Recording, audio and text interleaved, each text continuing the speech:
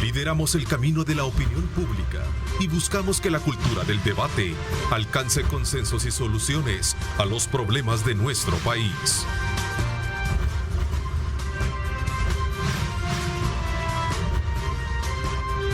Diálogo con Ernesto López. Nuevamente, gracias por estar con nosotros. Muy buenos días. Gracias por estar pendientes de nuestra señal. Y por supuesto compartir todos aquellos programas que tenemos a disponibilidad de ustedes. Desde muy tempranas horas, desde luego, la cobertura muy especial de todas las noticias a nivel nacional e internacional. Y por supuesto ahora vamos al análisis pertinente de los temas importantes del país. Esta mañana queremos hacer una valoración con relación a la decisión que tomó precisamente la Corte Suprema de Justicia de reabrir el caso de la masacre de los sacerdotes jesuitas, así como también dos colaboradoras de esta institución educativa. Un hecho que desde luego reviste la importancia a partir de una solicitud que ha hecho la Fiscalía, en la cual pues de alguna manera también a criterio de algunos miembros involucrados en la situación, están siendo juzgados, como por ejemplo en España, y no así en el caso muy en particular de El Salvador, donde a criterio del director del Instituto de Derechos Humanos de Viduca, el sacerdote jesuita José María Tojeira, aseguró que la decisión precisamente es una obligación elemental. Si alguien ha trabajado durante 32 años en que se haga verdad con el caso jesuitas, ha sido la UCA, aceptar una demanda de inconstitucionalidad contra una sentencia corrupta dada por jueces de la Sala de lo Penal, amigos de aquel sistema, como en un momento lo mencionó él. Era bien difícil poderlo determinar qué podría a futuro tener un caso como este. Así es que vamos a hablar de esto y también estamos a las puertas del aniversario número 40 de la masacre del Mozote. Y estos son los temas que vamos a tener esta mañana acá en la primera parte. Quiero darle la más cordial bienvenida a David Morales, jefe jurídico de Justicia Transicional de Cristo Sal. Gracias por acompañarnos, y también ex procurador de Derechos Humanos. Bienvenido, David. Gracias. Muchas gracias, Ernesto. Un gusto. Gracias por la invitación y un saludo a la audiencia que nos sigue esta mañana. Bueno, en su momento vamos a tener a Benjamín Cuellar, defensor de derechos humanos. No sé si ya lo tenemos también vía Zoom. Bueno, más adelante estará con nosotros, desde luego dándonos sus aportaciones con relación a este nuevo elemento que se agrega al caso de la masacre de la UCA. Como repito, en su momento hay diferentes posturas en las cuales se consideran que es positivo lo que se ha hecho, pero también desde un punto elemental de lo que está pasando hoy en día no deja de ser bastante dudoso, sobre todo por la forma en cómo se están manejando políticamente estos casos. Y eso es una de las, digamos, versiones que se ha escuchado decir mucho, especialmente en el quehacer de la postura que ha tomado el director del Instituto de Derechos Humanos de la UCA. A ver, David, pero a ver, cuéntanos un poco cómo ves y cómo examinas desde tu punto de vista este nuevo episodio que marca el caso de la masacre de la UCA. Bueno, el centro de la discusión ha estado sobre una acción, una demanda de amparo, entiendo, que ha presentado el fiscal general impuesto contra una resolución de impunidad, una lamentable resolución que en septiembre de 2020 dictó la Sala de lo Penal en ese momento. Si bien en principio esta acción, esta demanda de amparo, que no es un recurso ni es una demanda para ventilar nulidades como en algún momento se manejó, es una demanda cuyo objetivo es ventilar violaciones a derechos constitucionales. Pero si bien formalmente este es un acto positivo, hay motivos y muchos para la desconfianza, y esta es la justa dimensión que la víctima de la Compañía de Jesús de la UCA y el padre Tojeira ha puesto sobre la mesa, me parece de manera muy clara. Primero, la Corte Suprema de Justicia, no solo la composición actual, muy cuestionable, tiene una historia de infamia en este caso, de verdadera infamia. Diversas composiciones de la Corte Suprema. En 3 ocasiones denegaron la colaboración con la Audiencia Nacional de España, protegiendo a criminales de guerra salvadoreños presuntamente involucrados como autores intelectuales de la masacre, que era recordemos, coroneles y generales de la cúpula militar de aquel momento, y el expresidente Cristiani por encubrimiento. Por otro lado, ya se había presentado un amparo por el IDUCA, el abogado Pedro Cruz, siendo, por cierto, Benjamín director de IDUCA en aquel momento, presentaron un amparo que la Sala de lo Constitucional en aquel tiempo también denegó, allá a inicios de los 2000, con honrosas excepciones, debo decir, de la Corte y de la Sala Constitucional, donde algunas magistradas o magistrados han dado votos en contra razonados. Recientemente, la Corte Suprema de Justicia dilató por un año 2 solicitudes de recusación de magistrados de la Sala de lo Penal y terminó separando a la magistrada titular Doris Luz Rivas. Esto permitió que la mayoría de la Sala de lo Penal estuviera integrada por el magistrado Roberto Argueta, titular, y Manuel Bolaño, suplente. Estos 2 magistrados dictaron el 8 de septiembre una sentencia de casación bastante irregular, una sentencia de impunidad que violentaba, desobedecía la jurisprudencia constitucional contra la amnistía, que tenía claros vicios al no reunir los requisitos de admisibilidad de la casación, que se decantó por aplicar la prescripción, lo cual también está prohibido en este tipo de casos.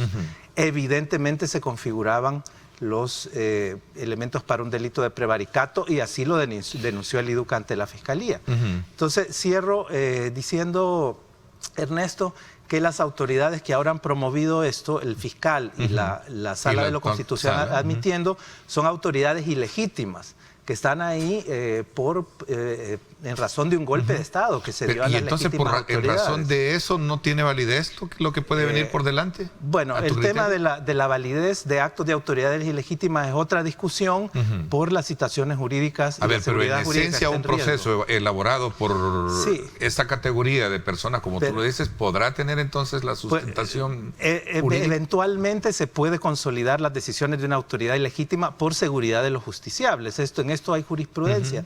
Pero además esta acción se da en medio de una campaña de la bancada CIAN, del mismo presidente Bukele y también extrañamente del presidente de la Corte Suprema contra las víctimas de la Universidad Centroamericana.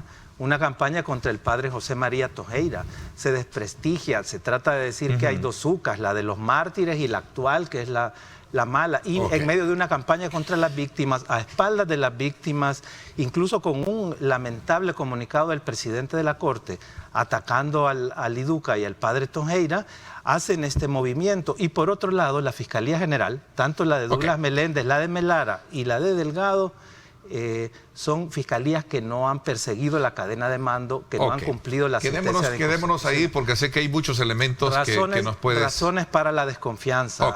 A ese punto quería llegar a manera de conclusión después de toda tu interpretación de todo este proceso, y precisamente ese es el motivo por el cual era necesario conocer desde la perspectiva de ustedes una interpretación sobre en qué contexto se ha dado esta reapertura, si lo queremos ver, del caso jesuita, bajo el análisis y la mirada de esta decisión de la Corte Suprema de Justicia actual, de la Sala de lo Constitucional, de admitir un amparo en el caso de la masacre de la UCE perpetrada en 1989 y que fue hecho a solicitud del actual fiscal general, el licenciado Rodolfo Delgado, precisamente contra esta resolución que se emitió la Sala de lo Penal el 8 de septiembre de 2020, mediante la cual declaró la nulidad absoluta del proceso penal instruido en el caso de este acontecimiento que sin duda alguna marcó un antes y un después en el tema de la guerra, sobre todo por la magnitud que esto tuvo a nivel mundial. A ver, tengo ya vía Zoom a nuestro buen amigo Benjamín Cuellar para que nos dé también sus puntos de vista con relación a esto y otros elementos que hemos logrado abordar en esta primera instancia. Benjamín, qué gusto tenerte y saludarte a esta hora de la mañana. Muchas gracias, Ernesto. Buenos días, David. Buenos días. Bueno, yo comienzo insistiendo en algo que reiteradamente he dicho. O sea, no es el caso jesuitas. Julia Elba Ramos y Celina Ramos no eran jesuitas, no eran españolas. eran mujeres salvadoreñas, ¿verdad? Humildes, trabajadora una y la otra estudiante. Eso en primer lugar, porque yo quiero reivindicar siempre a estas dos mujeres. Por eso mencioné el tema de masacre de la UCA, creo que eso es lo que quiere. Yo siempre hablo de la masacre en la UCA. Me parece muy de justicia lo que estás diciendo. Bueno, en segundo lugar, yo creo que para ir directamente al caso, en relación con la declaración del fiscal general de la República, se ha obviamente impuesto el 1 de mayo, yo separo lo que ha hecho él con lo que se está haciendo en la Asamblea Legislativa, ¿verdad? Y lo que ha hecho el presidente de la Corte Suprema de Justicia. ¿Por qué digo esto? Porque para mí lo de la Corte Suprema de Justicia, ¿verdad? El comunicado que mencionaba David del presidente de la Corte Suprema de Justicia y lo que se está discutiendo en la Asamblea Legislativa hablando de 2 UCAs es politiquería barata, ¿verdad? Y eso se comprueba con lo que hicieron ayer con la Comisión de Justicia y Derechos Humanos en el caso de la convocatoria a la DIGESTIC, al director de la DIGESTIC, de la Dirección General de Estadísticas y Censos, y no me acuerdo quién más, a qué funcionario más. A mí me convocaron, o por lo menos Denis Salinas, un diputado de Nuevas Ideas, pidió en la primera reunión que tuvieron para discutir sobre la elaboración de la ley de ¿cómo le dicen? Estás hablando de la reconciliación ley, sí. no se impone por ley. La reconciliación es un proceso nacional, ¿verdad? El cual nunca se inició desde que se aprobó la ley de amnistía después de la presentación del informe de la Comisión de la Verdad. Pero bueno, la ley de justicia, estás hablando de la ley de justicia transicional. ¿Sí? Para mí sería una ley de dignificación de la sociedad salvadoreña, de las víctimas. Pero a esa te estamos refiriendo, ¿verdad? A esa te estamos refiriendo. Sí, a esa. Sí, la señora Rebeca Santos es la presidenta de la Comisión de Justicia y Derechos Humanos. A mí me invitaron y por tweet públicamente el diputado Denis Salinas dijo que me habían invitado junto con Giovanni Galeas a la segunda reunión de esas. El miércoles, eso fue el lunes, el miércoles me llamó una técnico de la Comisión de Justicia y Derechos Humanos de la Asamblea Legislativa me empezó a decir de que, bueno, me iba a invitar, pero de repente se cayó la llamada. Resulta que no se cayó la llamada, colgó, porque después supe yo que me habían desinvitado. O sea, a Giovanni Galeas, que creo que tenga mucho que aportar, lo invitaron. Yo fui el que presentó 2 demandas en 1993 y en el 2013 de inconstitucionalidad. Con esta segunda demanda logramos la inconstitucionalidad de la ley de amnistía.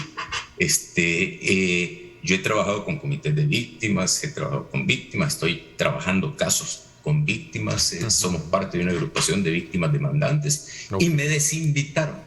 Entonces yo no tomo en serio eso que están haciendo en la Asamblea Legislativa, no lo tomo en serio, ¿verdad? Están burlando, están insultando la dignidad de las víctimas. O sea, tú ves que detrás de todo esto hay intereses que van más allá de la esencia de lo que buscan verdad y justicia, que entiendo que es parte de la irreparación, ¿verdad? Totalmente. Sí. Más allá de una venganza política que en su momento se soslaya, por lo menos, o se deja entrever en el análisis puntual, ¿no? Ernesto, venganza no. Están insultando la dignidad de las víctimas. Están revictimizando a las víctimas. ¿Sí? El tema correcto es revictimizar. Pero en el caso del fiscal, independientemente de las intenciones que se puedan tener, yo he dicho antes, y lo repito ahora, o sea, yo voy a meter un pie en la rendija que ha abierto, ¿verdad?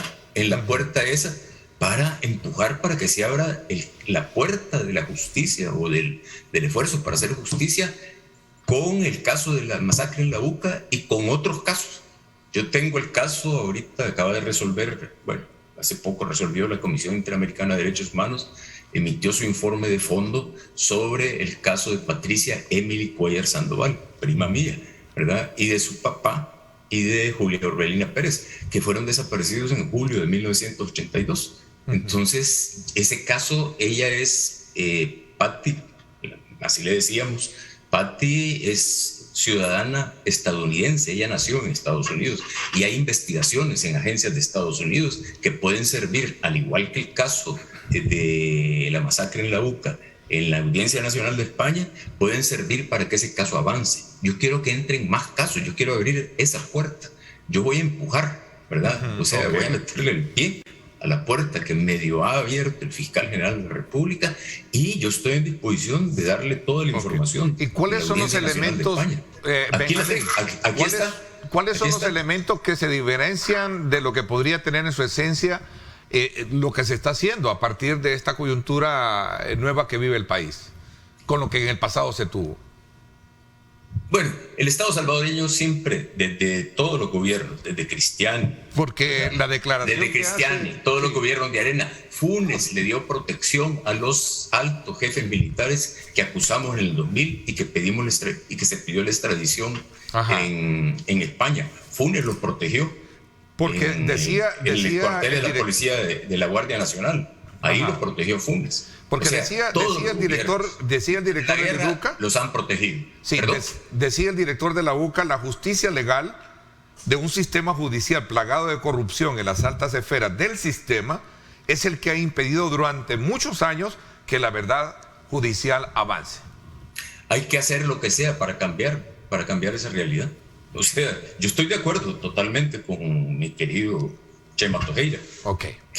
Pero hay que hacer lo que se pueda por cambiar. Por eso hubo alguna diferencia cuando yo trabajé con Almudena Bernabeu en España para meter la querella con la que logramos la condena del coronel Montán, ¿verdad? Y Chema me decía que había que lograr la justicia acá. Mi idea era que aquello podía servir para empujar con efecto de rebote, como dicen, la justicia acá. Okay. O sea, hay que cambiar eso. Hay que hacer todo lo posible por cambiarlo. Ok. España solo condenó a un militar por el asesinato de estas personas. A ver. Sí, aunque acusamos, acusamos a todos, incluido Cristiani. Por ahí anda diciendo Walter Araujo que yo me he vendido porque dijo que Cristiani no dio la orden. Es que Cristiani no dio la orden para matar a Ellacuría sin dejar testigos. Eso está probado en las investigaciones que se han hecho. Pero ahí anda Walter Araujo diciendo que yo me he vendido porque digo eso. No, pero a Cristiani yo le he acusado en España y acá. O sea, cuando David dice que Pedro Cruz presentó eso, yo era director del IDUCA, o sea, Pedro era empleado del IDUCA y seguía las instrucciones del director del IDUCA y del padre Tojeira. Okay. Vamos a ver, David. Sí. En consecuencia de todos estos nuevos elementos que hemos introducido. Bueno, Benjamín toca el tema del contexto que es muy relevante, que debemos tener en cuenta. Ya decía yo, este movimiento del amparo presentado y la admisión de la sala se da en medio de una campaña de desprestigio contra la UCA. Y particularmente un intento de desprestigio contra el padre Tojeira por el mismo presidente de la Corte Suprema de Justicia, que además falseó un dato, y es que se había pedido indulto por parte de la Compañía de Jesús, lo cual ha sido desmentido. Pero también Benjamín hacía... Tienes la palabra también, Benjamín, para hacer de esto una conversación con el respeto de no atropellarse, pero poder hacer una conversación, claro. Sí. No, solo le agrego que la UCA pidió conmutación de la pena. Sí, es diferente. Esto está aclarado por el padre Tojeira, Benjamín lo ha hecho también en otros espacios, y está este contexto de un procedimiento irregular en la Comisión de Derechos Humanos para, en teoría, cumplir una sentencia de la Sala de lo Constitucional y aprobar una ley de justicia transicional con estándares de derechos humanos. El día de ayer la comisión se ha negado a recibir a las víctimas, que además junto a organizaciones de derechos humanos han presentado un proyecto propio que tuvo la iniciativa de la diputada Claudia Ortiz, y se están negando a discutir esa normativa. Y no quieren recibir a las víctimas. Esto de por sí ya es violatorio de la sentencia que dicen están tratando de cumplir. Pero hay otro elemento de contexto muy relevante, Ernesto, y es que el mismo partido Nuevas Ideas y aliados en la Asamblea están promoviendo la criminalización de las organizaciones y las personas defensoras de derechos humanos a través de una ley de agentes extranjeros, que no busca transparencia, sino que busca criminalizar la labor de derechos humanos. Pero ese es otro tema que podemos abordarlo después. Veamos en ese contexto de la LAES como herramienta de persecución política han montado la campaña contra la UCA, desde ahí se dan estos movimientos.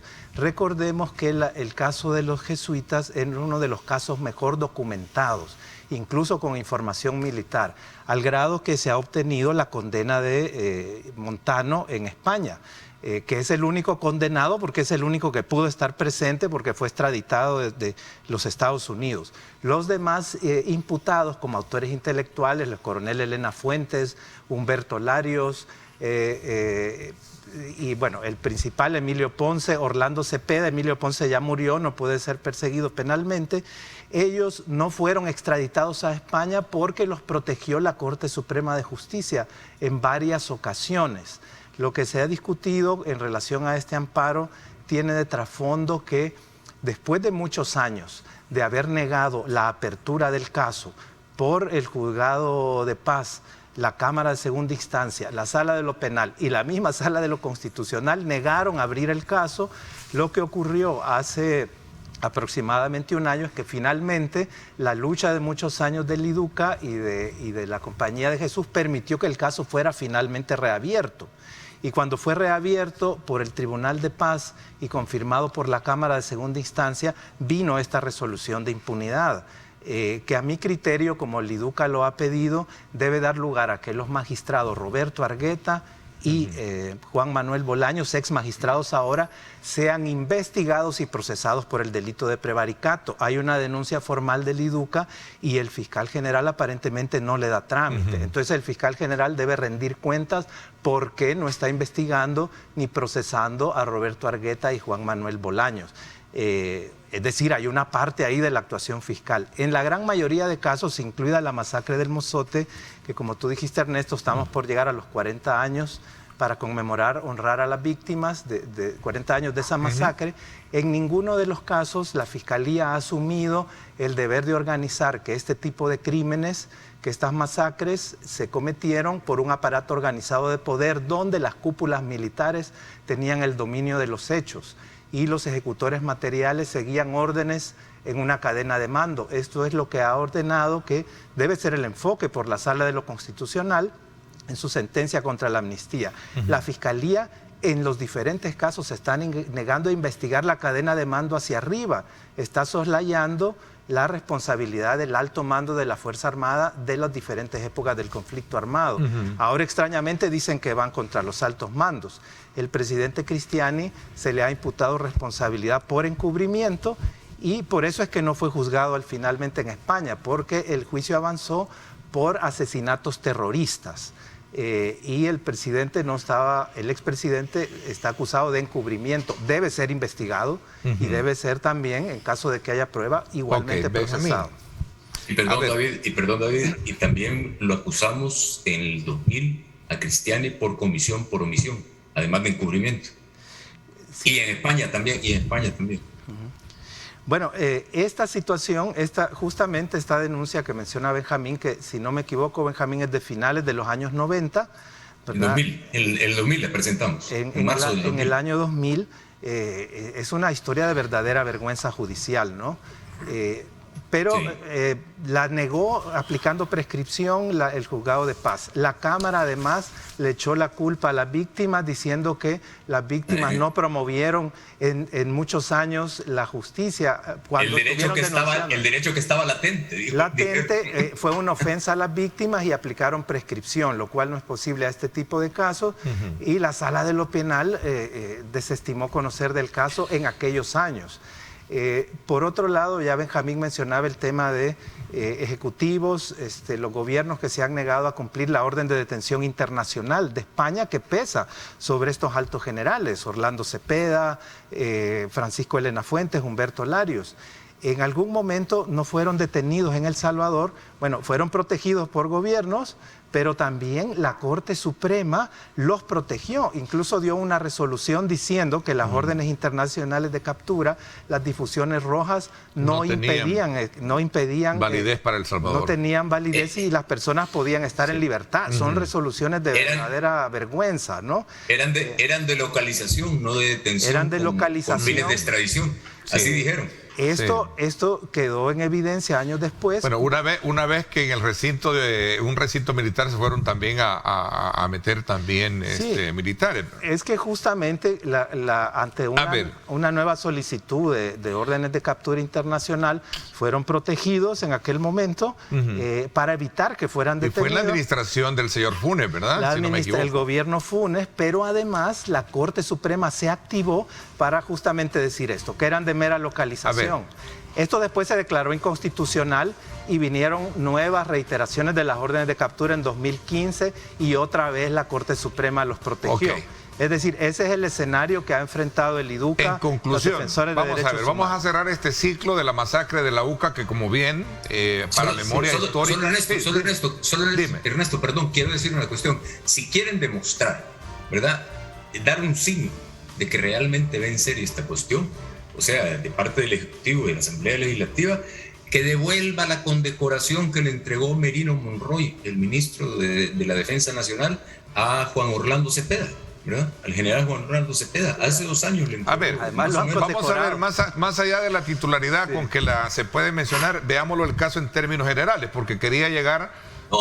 pero sería simbólico eso, que devuelva la condecoración. Quisiera llegar un poco, quisiera cerrar este ciclo del análisis porque quiero hablar también de la discusión sobre la ley de justicia transicional, que es ahora el elemento en discusión, una vez que a partir de 1993 que se creó y luego que se fue declarada inconstitucional por la Sala de lo Constitucional de la época en la que estaba...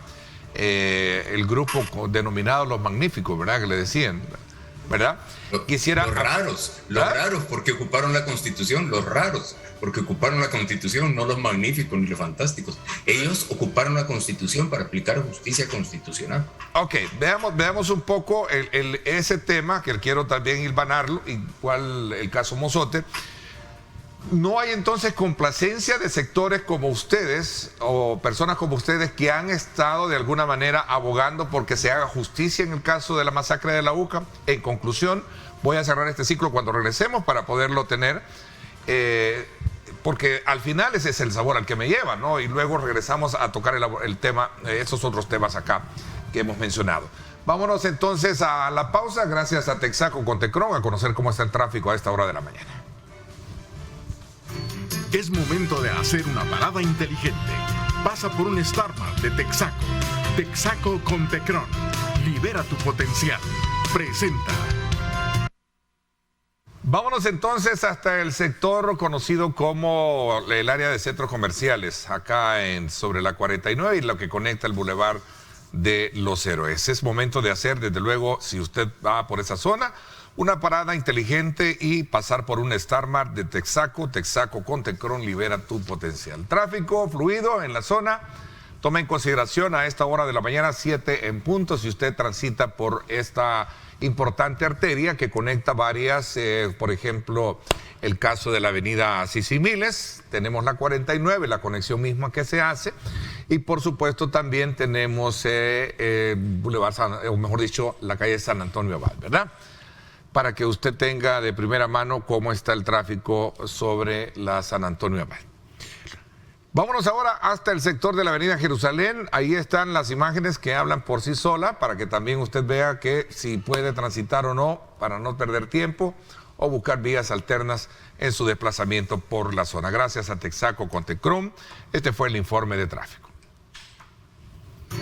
Es momento de hacer una parada inteligente. Pasa por un StarMart de Texaco. Texaco con Tecron. Libera tu potencial.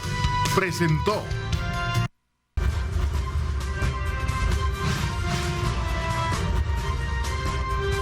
Diálogo con Ernesto López.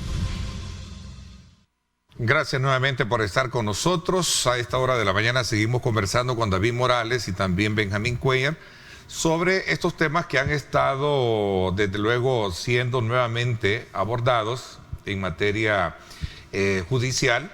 Hemos hablado del caso de la masacre de la UCA. Quiero cerrar un poco este ciclo para entrar a este tema de la nueva discusión que se está generando en la Asamblea Legislativa para poder aprobar una ley de justicia transicional que ha venido de traspiés en traspiés, desde que se fue declarada, bueno, desde que se aprobó la ley de amnistía, luego que fue una nueva ley de amnistía en el 93 y luego venimos una declaratoria de inconstitucionalidad.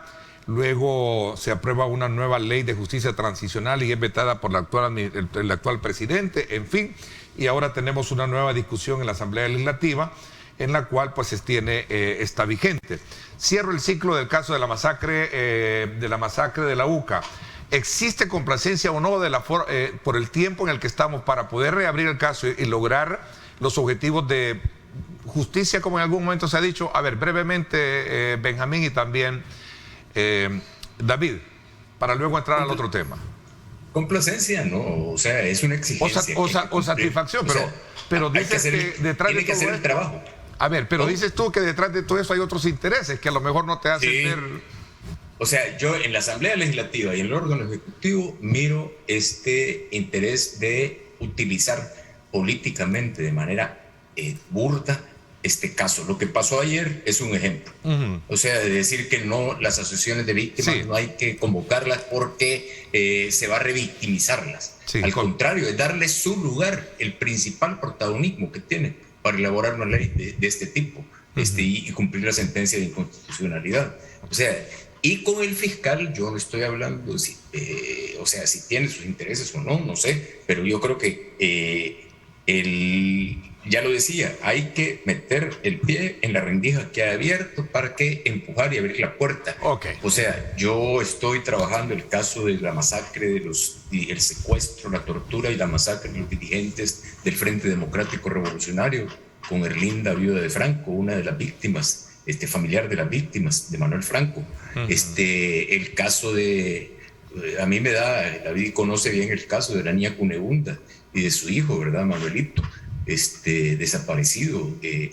O sea, esos casos ahí están, entonces hay que meter esos casos también. Entonces, si se abre la puerta, hay que empujar para que se abra y entre en todo. Dije, vamos a ver, para cerrar este ciclo y pasamos a... ya expliqué, hay muchos motivos para la desconfianza. El fiscal ha sido opaco, ni el fiscal ni la Sala Constitucional han hablado de que atenderán los estándares de la sentencia de constitucionalidad. Entonces, lo que venga... Ahora, esperemos que hagan un acto de justicia elemental, como el padre Tojeira lo ha hecho, aunque son autoridades ilegítimas.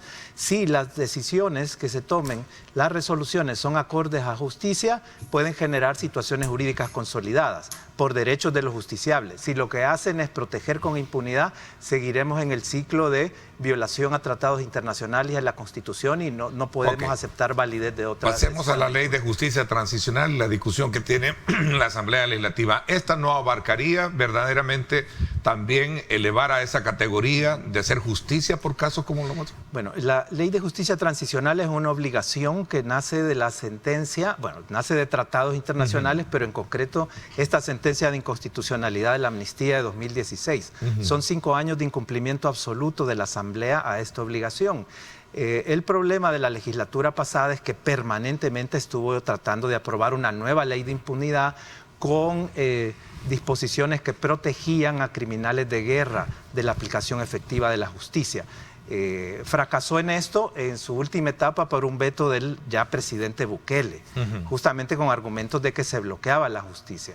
Ahora la nueva composición de la Asamblea, con un predominio oficialista, reabre el tema, dice que va a cumplir con la sentencia, dice que va a atender el veto del presidente Bukele, pero está llevando pues un camino muy erróneo, como ya lo describía Benjamín. Apartando a otros actores importantes. Bueno, él narra su experiencia, que no se le permitió, lo convocaron y lo invitaron. Hablamos de Probúsqueda, Codefán, Comité de Madres, presos ¿verdad? Y presas políticas. Han invitado a personas que son... dijéramos, opinadores políticos, generalmente simpatizantes del oficialismo. Invitaron al Procurador de Derechos Humanos, que en este momento no está acompañando ni teniendo contacto con las víctimas, y lo acosaron.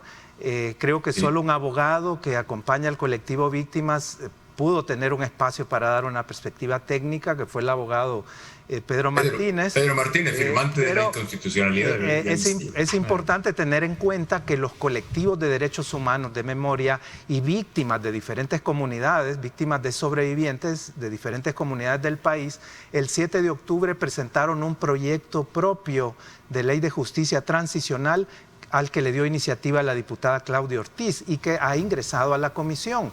Por ley, por reglamento interno de la Asamblea, que tiene rango de ley, están obligados a discutir ese proyecto, a invitar a los interesados que le presentaron, escuchar a las víctimas, es una obligación que establecen los estándares de derechos humanos y la sentencia de 2016.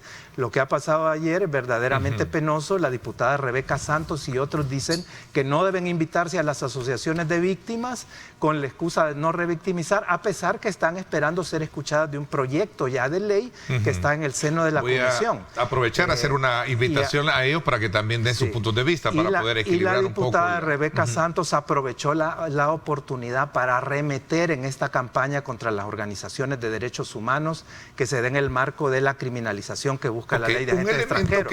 Entonces están instrumentalizando. Ellos argumentan que estas organizaciones que no han sido, es que han estado ligadas en este caso, prácticamente siendo juez y parte de algunos acontecimientos políticos, particularmente con el FMLN. Eso lo escuché decir en algún momento. Es una afirmación falsa de diputados del partido Nuevas Ideas que están haciendo contra las organizaciones. Si gusta, le podemos mostrar los poderes judiciales y extrajudiciales que nos han otorgado las víctimas para representarle.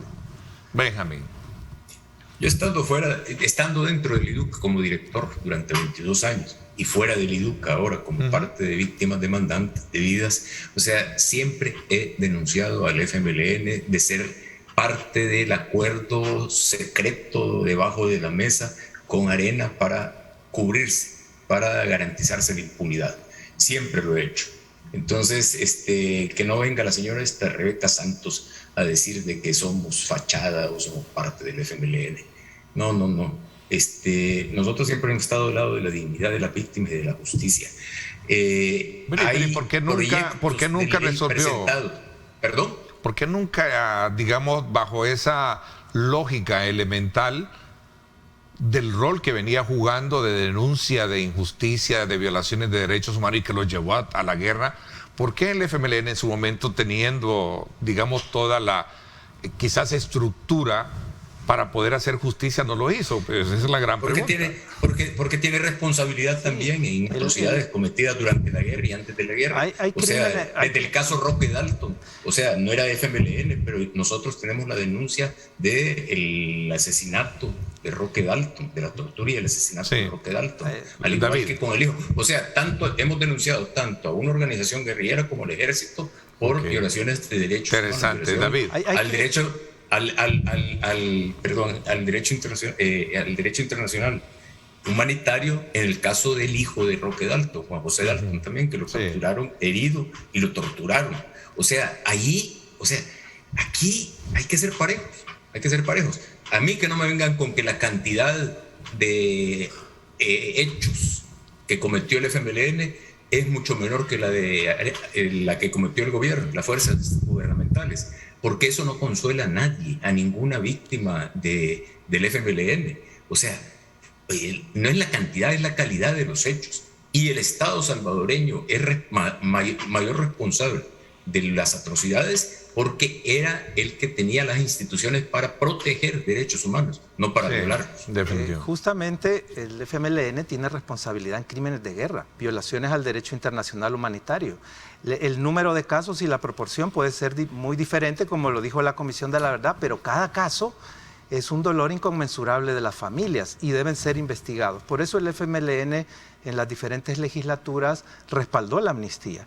Y la fracción del FMLN en la legislatura pasada estuvo apoyando realmente las propuestas de leyes de impunidad que impulsaban Arena y el PCN y los demás partidos. Inclusive fueron los que más se enojaron cuando nosotros conseguimos la constitucionalidad de la ley de amnistía. Las organizaciones presentamos una denuncia ante el Tribunal de Ética por la composición que tenía la primera comisión ad hoc, que incluía a personas involucradas en la guerra del FMLN, sobre todo, y de otros políticos que habían respaldado la impunidad. Ahora el escenario también es paradójico porque tenemos un relevo en el mundo partidario político, un presidente, un ministro de Defensa que no fueron actores de la guerra y que tenían la oportunidad de abordar este tema. Sin embargo, ya conocemos el presidente Bukele y su ministro Merino Monroy se decantaron también y de peor manera por proteger criminales de guerra, especialmente negando el acceso a los archivos militares históricos, ¿no? En el caso del Mozote. Entonces, ¿cómo va a responder la bancada oficialista ahora que promueve la ley? Debería escuchar a las víctimas, tienen una gran oportunidad, deberían discutir el proyecto de ley que han introducido las víctimas y las organizaciones de derechos humanos y no instrumentalizar el tema y atacarnos con mentiras como esta que dependemos de partidos políticos. 40 años del aniversario del Mozote concurre precisamente sobre ese elemento que planteabas de tener acceso a la información histórica de archivos.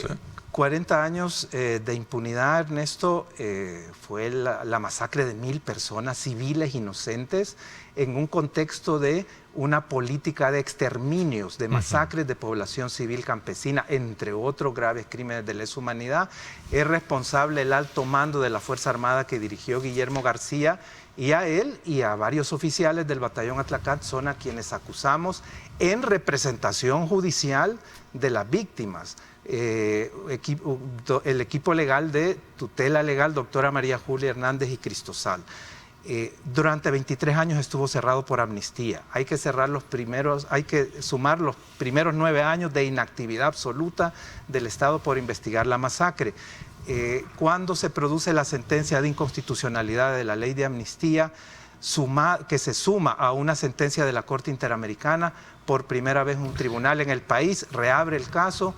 El juez Jorge Guzmán, a cargo de la instrucción, lleva la instrucción casi a término, un caso muy complejo, estaba por elevar a plenario y vino el golpe de Estado al judicial, ha sido destituido inconstitucionalmente el juez Guzmán y ha sido nombrado de manera inconstitucional una nueva jueza a cargo del caso. Esto deja en incertidumbre jurídica a las víctimas y recordemos que, bueno, venimos de esta historia, un presidente Bukele que dio actos simbólicos favorables a las víctimas, pero que después sus acciones fueron revictimizantes, protegió a criminales de guerra, se buscaban archivos que sí existen, que consta prueba judicial que existen, dio la orden de que no se diera el acceso, esto lo reconoció por escrito, y de hecho hay un expediente abierto en la Fiscalía General contra el presidente Bukele y el ministro Merino Monroy por esta obstrucción. Creo yo que los 40 años nos está agarrando en un momento difícil de golpe de Estado, han perdido a las víctimas su juez natural, sus garantías de acceso a la justicia están ahora en incertidumbre, pero si no detuvo la lucha de las víctimas una amnistía de 23 años, no la detendrá un golpe de Estado. Gracias, el tiempo se nos fue, quiero agradecerte que nos hayas acompañado, Benjamín, como siempre. Un gusto, ahí estamos a la orden. No, te agradezco muchísimo, gracias también a David. Gracias, por Ernesto, habernos acompañado. Nos vamos desde luego despidiendo. Para regresar a la segunda parte del programa vamos a conversar con el ministro de Gobernación y Desarrollo Territorial, Juan Carlos Videgaín, y vamos a hablar precisamente sobre parte de esos temas, como por ejemplo la ley que presentó en el contexto de controlar todos los fondos y algunas ayudas y de cooperación, conocida como Ley de Agentes Extranjeros. Así como también vamos a hablar hoy en el contexto de los vientos, cómo está preparado el país para afrontar incendios. El año pasado tuvimos algunos incendios que no dejaron de preocupar precisamente por el grado de incidencia que tenía y de peligro. Así es que vamos a hablar de esos y otros temas después de esta pausa comercial. Gracias por estar con nosotros.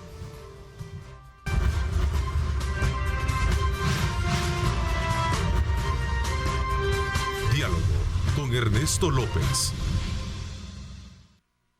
Gracias nuevamente por estar con nosotros a esta hora de la mañana. Pasamos ahora a conversar con el ministro de Gobernación y Proyectos, ministro de Gobernación, desde luego el licenciado Juan Carlos Videgaín, a quien quiero darle la más cordial bienvenida, con quien vamos a hablar precisamente de temas que han estado desde luego vigentes, especialmente en la anterior entrevista, que tiene que ver precisamente con la ley de agentes extranjeros. Pero entre otros temas vamos a hablar acerca de el plan Navidad, que para este día se tiene previsto ser lanzado, en que consiste, entre otros temas, que vamos a tener precisamente esta mañana. No sin antes también quiero decirle a usted que puede asociarse y formar parte de Coaspae DRL, tu familia financiera, llamando al 2205-4800. Visite cualquiera de las 6 agencias también que están disponibles para usted de Coaspae DRL. Y por supuesto también puede escribir al WhatsApp 60 62 30 64. Recuerde, Coaspae DRL, tu familia financiera. Bienvenido, ministro. ¿Cómo está? Muchas gracias. Bien, ¿y usted? Un placer estar aquí con ustedes. Muchísimas gracias, ministro. ¿Qué alcances ha tenido la discusión y sobre todo anteriormente, antes de usted, conversábamos sobre ciertas, de alguna manera, insatisfacciones o críticas de algunos sectores con relación a la ley de agentes extranjeros que, por cierto, presentó usted a la Asamblea Legislativa?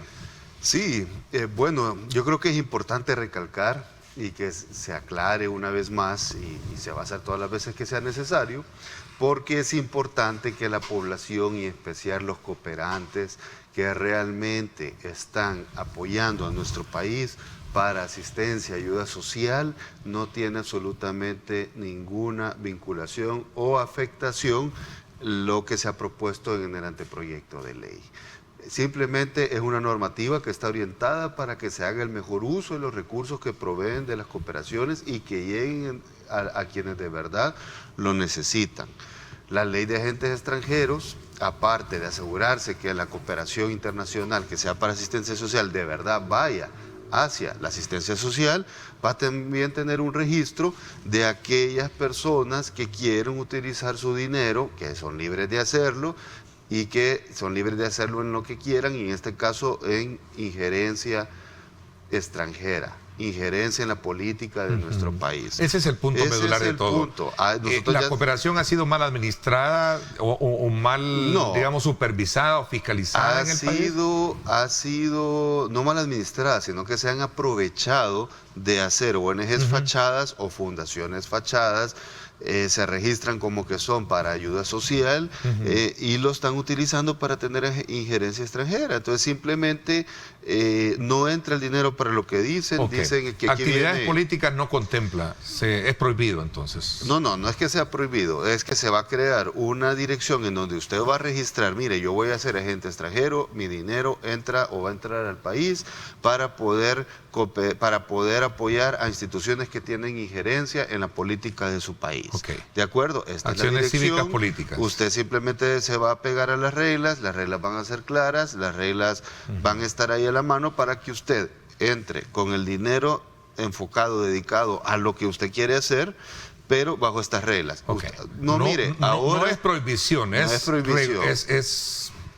pero es una fiscalización. Es que simplemente no la teníamos. Muchos países en todo el mundo la tienen, Estados Unidos la tienen, los países de la Unión Europea la tienen, Israel la tiene, muchos países la tienen.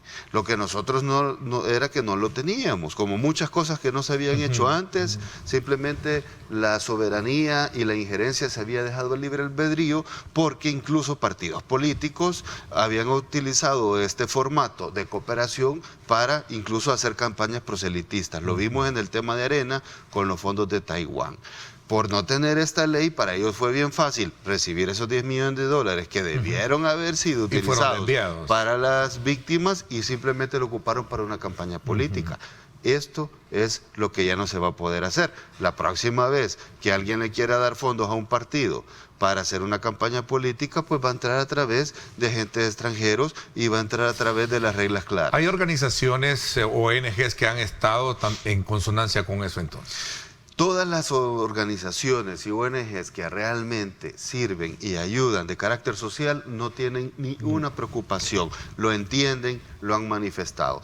Todas aquellas que reciben fondos y han estado recibiendo fondos como que si fuesen para ayuda social, pero a lo contrario lo utilizan para tener injerencia, son las ONGs o son las organizaciones, ONG fachadas, y personas que las administran o las representan, quienes han saltado y están nerviosos porque hoy van a tener que declarar que sus cuentas o sus donadores o sus patrocinadores son simplemente para tener injerencia. Eso es lo que no les ha gustado. Hay algunas figuras que yo tuve la oportunidad de estar examinando el documento. Hay algunas figuras ahí que la resumo en términos de lo que ellos han dicho, de que lo que se busca es un poco censurar un poco la expresión y el movimiento de participación de demandas que puede tener la población. La verdad que no, en el proyecto de ley no va nada de censura, no va ninguna regulación, es bien simple, de hecho es bien corto.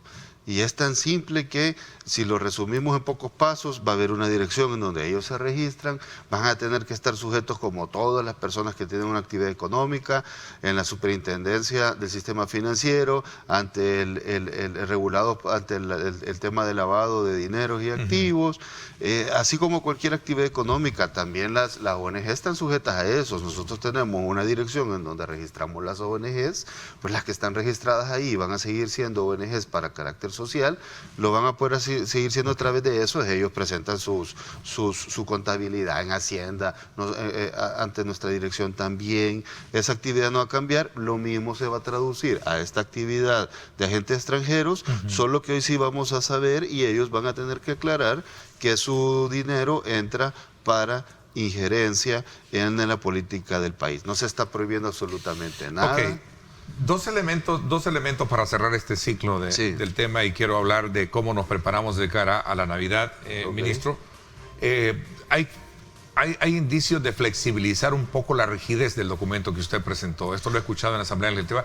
Si no me equivoco, también el presidente de la República hizo referencia en cuanto al tema de las multas, si no me equivoco, ¿no? Sí, bueno, la Asamblea Legislativa ha tomado a bien escuchar a todos los sectores, incluyendo a las ONGs, dialogar con ellos para que también quede claro y ellos estén tranquilos de que si son cooperaciones de carácter social, no tiene absolutamente nada que preocuparse, y tampoco tendrían nada que preocuparse los que tienen injerencia. Simplemente ahora van a jugar con reglas claras, y eso hay que destacarlo. No les gusta porque han estado en su zona de confort, entrando dinero que era para ayuda social, la cual nunca llegaba, y lo utilizaban para otra cosa. Ahora simplemente ellos van a tener que decir, sí, mire, mi dinero que me dan para poder tener injerencia o para poder ser un actor en la política del país, porque no soy institucional, hoy así entra, este es el que me lo da, y aquí estoy yo registrado como agente extranjero. Prisión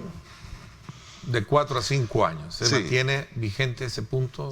Fue algo que pusieron en la Asamblea, no iba en el anteproyecto de ley, lo pusieron los diputados, entiendo que es parte de la discusión. De la discusión que hay. Y vamos a ver la deliberación que tiene el final. Ministro, le agradezco que me haya permitido hacer el abordaje de este tema, sin duda alguna, para poder hacer las aclaraciones pertinentes. Es muy importante, porque no es justo de que se infunda miedo a instituciones que siempre han estado viendo con buenos ojos nuestro país, que nos han estado apoyando, y es importante que sepan que los necesitamos.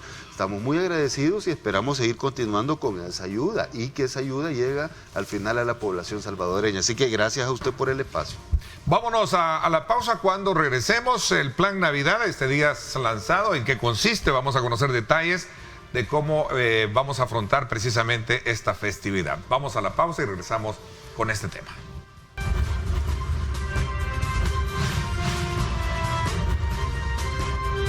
Diálogo con Ernesto López. Gracias nuevamente por estar con nosotros. Vamos ahora a conocer detalles de lo que este día la autoridad, especialmente desde el Ministerio de Gobernación, el ministro, van a hacer junto con otras autoridades. También es como presidente de Protección Civil, ¿verdad? Sí, así es. En su calidad. Correcto. De todo el plan Navidad, de la cual pues ya es una festividad que estamos ya sintiendo, ¿verdad? Con todas estas bajas temperaturas, que por cierto hay que cuidarse, sobre todo por estos fuertes vientos que se están presentando. Sí, a ver, ministro, cuéntenos un poco del plan. Bueno, como parte de la Comisión Nacional de Protección Civil, nos encargamos de diferentes planes durante todo el año. Los planes vacacionales, el plan invernal y el plan navideño no es la excepción. Ya de hace más de un mes y medio se preparó este plan, se lanza ahora y inicia a partir de mañana, desde las 8 de la mañana hasta el 2 de enero, cierra a las 18 horas. Este es un plan interinstitucional, como lo ha venido haciendo la Comisión Nacional de Protección Civil, con todos sus actores, y también se van involucrando otras instituciones para poder apoyar en estas festividades. Esto abarca desde la venta de pirotécnicos en las carreteras, centros turísticos, comercios, eventos religiosos, etcétera. De hecho, antes de este plan comenzamos con el Cuerpo de Bomberos a dar capacitaciones para los distribuidores y los vendedores de pirotécnicos. No es parte en sí del plan, pero sí es parte de la actividad, y ahora que se lanza el plan, se suma esa actividad de bomberos que siempre tienen que hacer como parte de la supervisión continua que se va a estar dando durante ya el plan activo.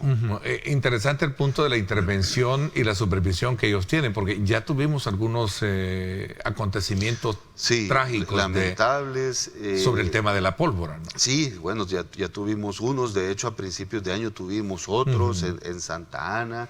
Hubo una familia también que murió, y hace poco tuvimos otro también en Cuscatlán que fue un caso similar. Manufacturaban o maquilaban pirotécnicos, mechas creo que era en el de Nuevo Cuscatlán, y lamentablemente pues hubo un evento que dejó víctimas fatales. El Cuerpo de Bomberos está haciendo inspecciones. Vale la pena recalcar que ahora de 7 bomberos, con el fortalecimiento y modernización que le dimos al Cuerpo de Bomberos hace poco, de 7 inspectores hemos pasado a 40. Eso es muy importante porque estamos aumentando la capacidad operativa. No es lo que queremos, el otro año vamos a hacer un aumento considerable adicional, pero ya este final de año tenemos de 7 a 40 inspectores, y ellos van a ser unos actores importantes en el desarrollo del plan navideño y con la supervisión de la manipulación y de los pirotécnicos. En este plan navideño es importante recalcar que hay varias instituciones. Está la Comisión Nacional de Protección Civil, está la Dirección General de Protección Civil, el Sistema Integrado de Salud se suma, eso incluye a Fosalud, incluye al Centro de Emergencias Médicas, incluye al Instituto Salvadoreño del Seguro Social. También tenemos a la Policía Nacional Civil, el Ministerio de Defensa, el Cuerpo de Bomberos, Comandos de Salvamento, Cruz Roja Salvadoreña, Cruz Verde del Salvador, Unidad Médica de Antidoping del BMT, Medicina Legal, Ministerio de Turismo, Autoridad Marítima Portuaria.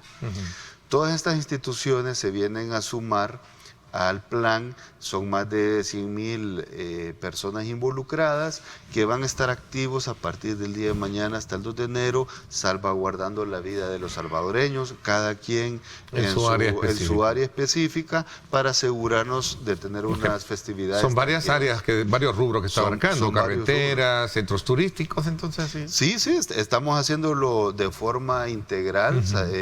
Hay diferentes áreas en donde siempre puede suceder algo, en donde tenemos que tener ya una prevención, que es una característica importante del gobierno del presidente Nayib Bukele. Nos anticipamos mucho a los hechos, planificamos las cosas y nos preparamos para dar una buena atención en caso tengamos una emergencia. Por eso es que estamos ampliando a todas las áreas posibles. El punto medular de una festividad de Navidad, más allá del regocijo, de la parte del advenimiento, de la fe que podemos tener, está el tema de la costumbre artesanal de quemar pólvora. Y este es un punto neurálgico, si lo vemos desde el punto de vista de cómo en el pasado ha tenido una discusión el tema de prohibirlas o no. Bajo esta nueva mirada del gobierno actual, ¿qué piensa usted sobre ese tema? Bueno, personalmente yo pienso de que es una responsabilidad de los padres, iniciando desde ahí la supervisión y el cuidado de los hijos cuando están manipulando este tipo de productos. Casi siempre, el 99%, cuando un niño se quema es por falta de supervisión de los padres. Empieza por ahí. También creo, hay una ley, no es del Ministerio de Gobernación, es del Ministerio de Defensa de Pirotécnicos. Sí. Hay una ley que ya tiene sus años. Para mí es muy débil esa ley, personalmente también. Yo la reforzaría. Estamos haciendo una iniciativa de ley para el Cuerpo de Bomberos que muy pronto va a estar terminada, la vamos a presentar a la Asamblea, tiene que ver con esto, pero la ley actual de los pirotécnicos es demasiado blanda. Es demasiado blanda en cuanto a la consecuencia, porque al final, si nos fijamos en el histórico de los sucesos, cada vez que tenemos un problema con pirotécnicos, las víctimas, el 90 y pico % son niños. Sí. Entonces, al final es una ley que no nos culturiza, que no nos hace entrar en una conciencia de tener un cuidado especial tanto con los niños como la fabricación y manipulación de los pirotécnicos. Sí, que son dos cosas diferentes, sí, la fabricación, la manipulación y la recreación o el uso de esto la parte comercial, ¿verdad? Y en todas son los niños, sí, los que al final terminan pagando, como decimos, los platos rotos. Así es. Entonces esta ley ya tiene unos años. Yo creo que yo la revisara en la ley actual, en la propuesta actual de reformas de bomberos. Sí estamos incluyendo esos temas, y así que yo creo que hay un compromiso importante. En la ley de bomberos. En la ley de bomberos. ¿Qué diferencias va a tener? ¿Va a ser un poco más estricta, más rígidas en este tema? Sí, mire, más estricta y más rígida, y también la institución tiene que estar comprometida. Antes las instituciones, las leyes se hacían y las instituciones no estaban comprometidas. Sí. Por ejemplo, te sanciono tanto, pero no voy a subir mi capacidad instalada para poder hacer esa supervisión, o no voy a subir mi capacidad instalada para poderte instruir y darte una buena... Capacidad instalada se refiere a que debemos de fortalecer el trabajo, la estructura de organización que tiene el actual Cuerpo de Bomberos. Correcto, para poder dar un buen servicio a la población. Porque te pongo las reglas, te pongo las sanciones, pero no tengo no hacía nada. Sí. Así funcionaban las administraciones anteriores, esto se ha terminado.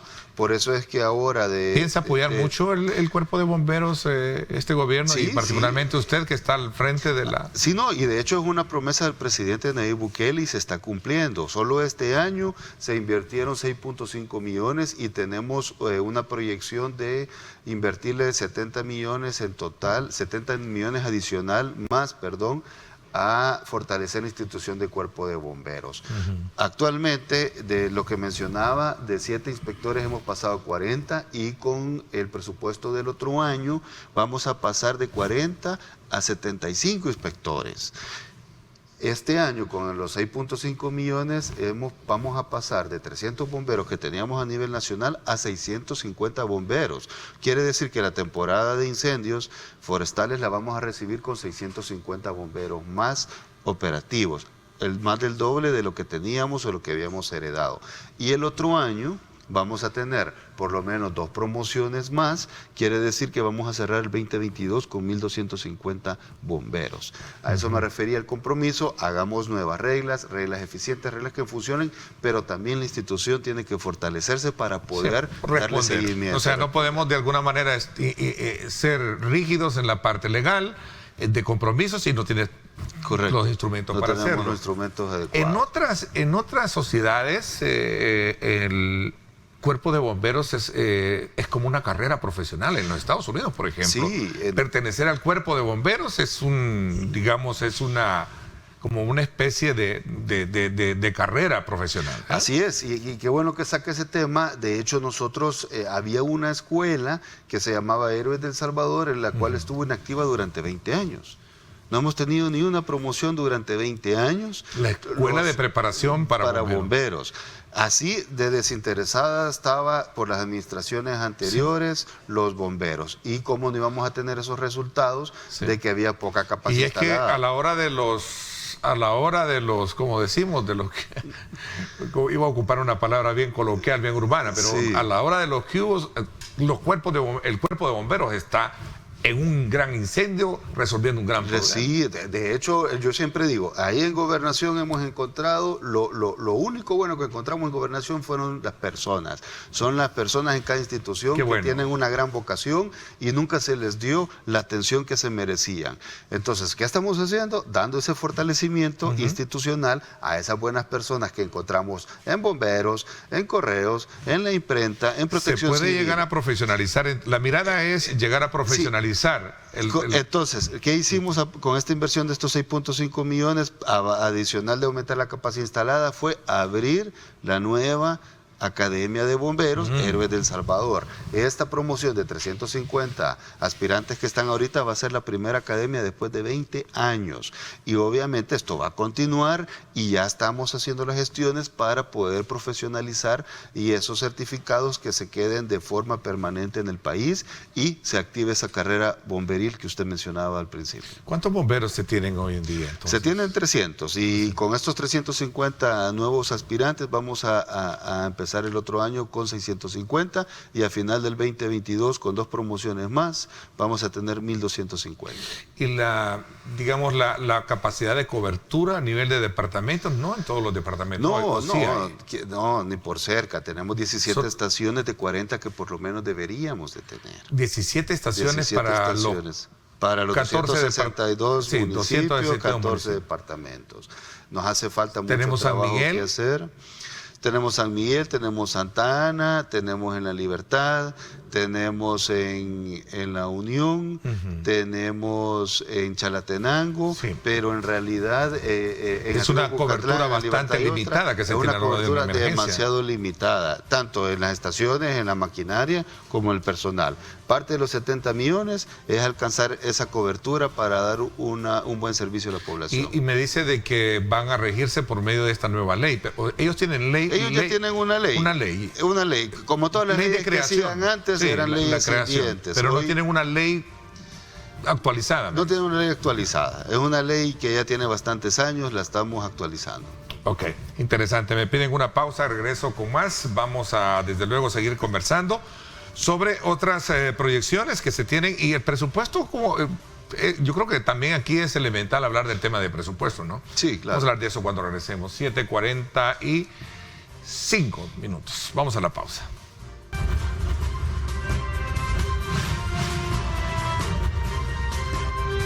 Diálogo con Ernesto López. Gracias nuevamente por estar con nosotros. Continuamos conversando con el ministro de Gobernación y Desarrollo Territorial, Juan Carlos Videgaín.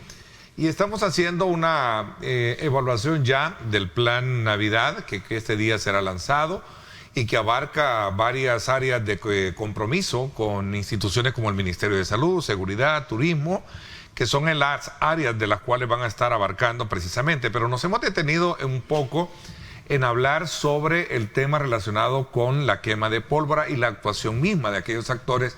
Importante de tener una emergencia cuando se presentan este tipo de conatos, como es el caso del Cuerpo de Bomberos, de la cual se espera la profesionalización al final después de darle toda la estructura, digamos, necesaria de apoyo que necesita. Y esto pasa, y ahí nos habíamos quedado, ministro, por hablar del tema de presupuesto. Sí. Bueno, y con el tema del presupuesto, el presidente nos ha instruido en mejorar el servicio que proporcionamos en todas las instituciones, modernizarlos, y parte de eso es el Cuerpo de Bomberos. Estamos modernizándolo, como hablábamos de la importancia de la carrera bomberil, ahora tenemos la primera promoción que ya está en curso de hace 20, la primera después de 20 años, que había estado en el olvido, la Academia de Bomberos Héroes del Salvador, y vamos a comenzar a tener una profesionalización como es debida, como es merecida para estos héroes que no lo piensan 2 veces cada vez que atienden una emergencia.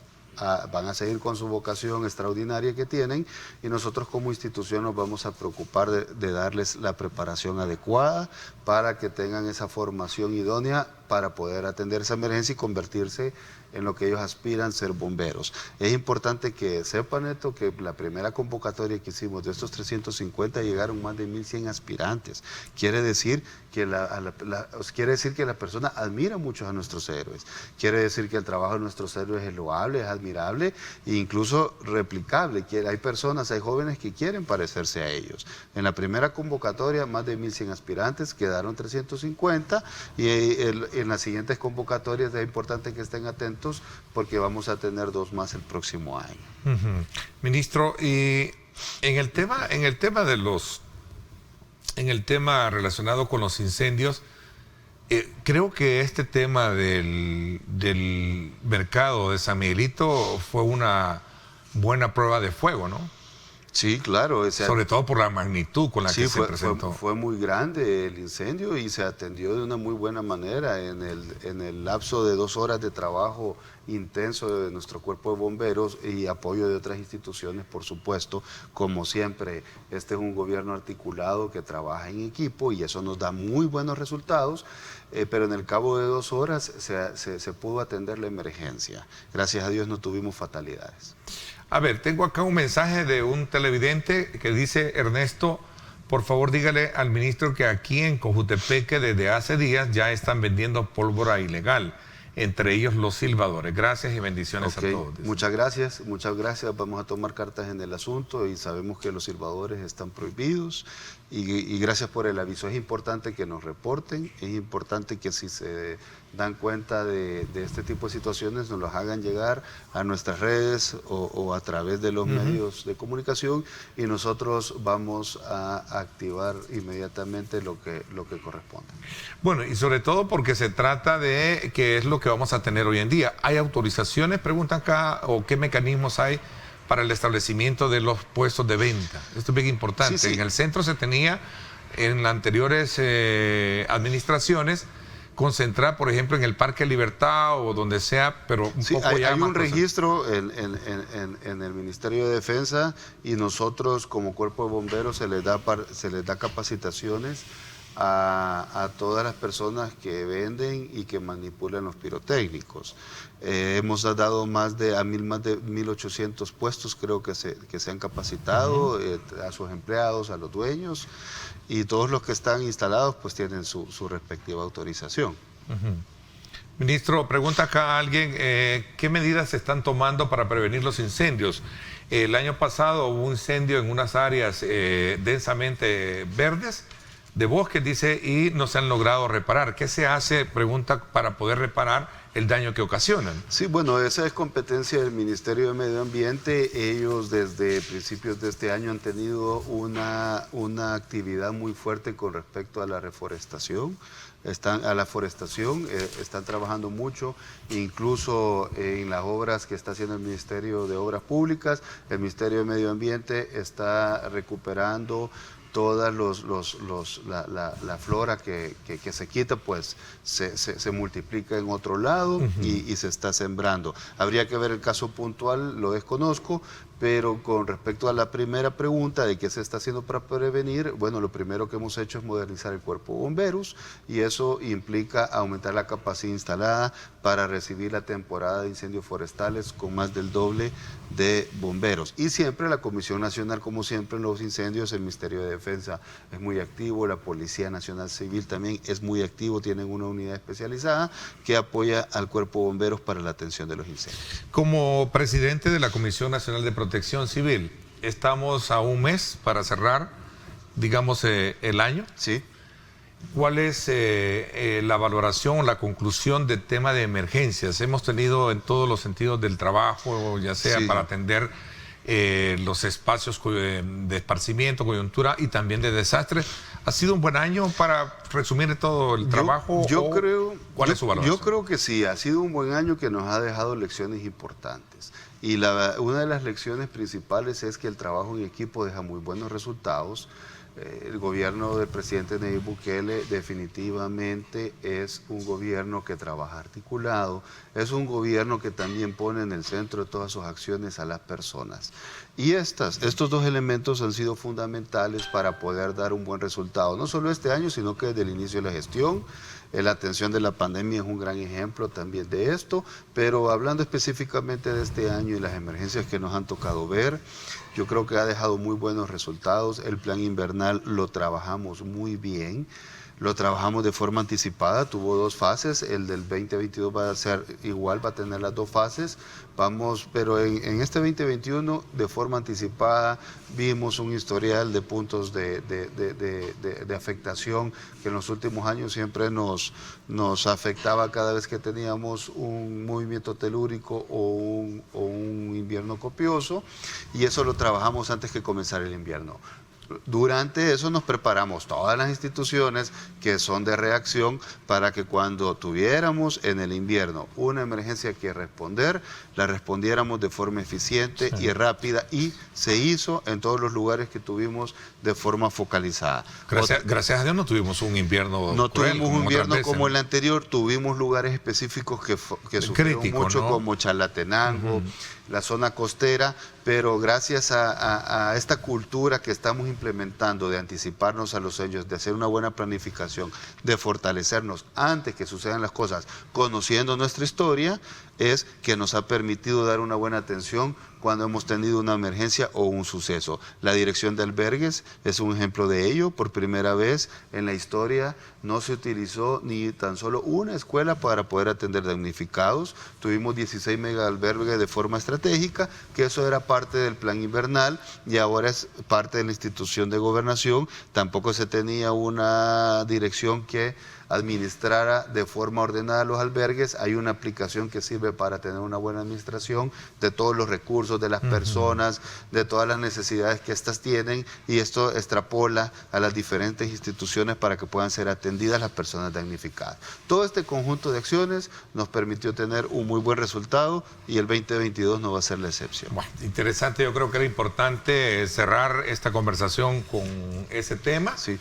A manera de su evaluación de cómo ha sido el año. Un año, sin duda alguna, con un invierno bastante, digamos, benevolente, a no ser por las desgracias que en su momento o esporádicamente tuvimos, a diferencia de lo que en el pasado hemos tenido también, y sobre todo partiendo de cómo el cambio climático, pues obviamente... Somos un país vulnerable y aunque llueva poco nos afecta. Sí, siempre nos afecta. Lo importante es cómo vamos a reaccionar o cómo nos vamos a preparar. Lluvia ya no hay, obviamente, ¿no? Ya no Yo hay. creo que entiendo, ya no hay mucha Hubo un amenaza. par de chubascos ¿Sí? por ahí después de la época, pero no nos afectó mucho, gracias a Dios, y ya podemos decir que ya lluvia no hay. Ministro, como siempre, es un placer Muchas gracias, conversar igualmente. con usted, y gracias por haberme permitido el abordaje de los temas que hemos tenido, y vamos a estar muy atentos también a ese Claro que sí. andamiaje de, digamos, de colaboración que se va a ver para el plan Navidad, ¿verdad? Claro que sí, y muchas el gracias. mensaje, obviamente, para la población es que, pese a todo, hay que cuidar a nuestros hijos, y sobre todo por el tema de la quema de pólvora, ¿verdad? De acuerdo, muchas gracias. Gracias. Por mi parte, esto es todo por hoy. Pásenla bien y, como siempre, recuerden lo más importante: amar a Dios sobre todas las cosas.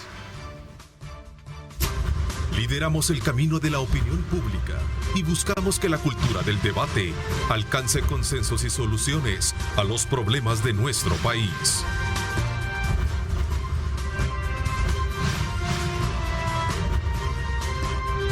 Diálogo con Ernesto López.